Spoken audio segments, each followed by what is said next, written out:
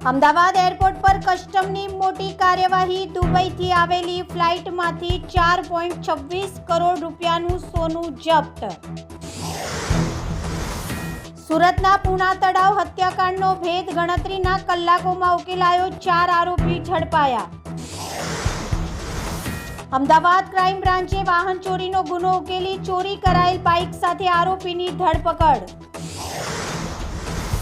મહેસાણાના કડીમાં ચોરીના આરોપે યુવકોને બંધક બનાવી મારપીટ। એક યુવકનું મોત થતાં ચકચાર મચી જવા પામી છે।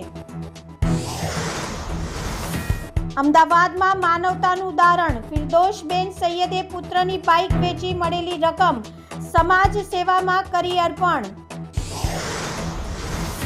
સુરત એસઓજીનું ઓપરેશન રેમ્બો 2 સફળ। હથિયારો સાથે અનેક ગુનેગારો પોલીસના સકંજામાં। કુવાણા હત્યા કેસમાં 5 આરોપીઓનું ઘટના સ્થળે રિકન્સ્ટ્રક્શન। જૂની અદાવત હત્યાનું કારણ હોવાનું સામે આવ્યું। પાસા અટકાયતથી બચવા ફરાર આરોપી જીતુ બળદેવપુરી ગોસ્વામીને અમદાવાદ ક્રાઇમ બ્રાન્ચે ઝડપી પાડ્યો।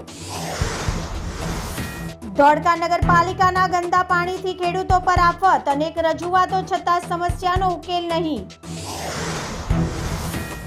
નવસારીના વાઘરેજ ડેમથી 11થી વધુ ગામોને લાભની આશા। વળતરના મુદ્દે ખેડૂતોની રજૂઆત યથાવત।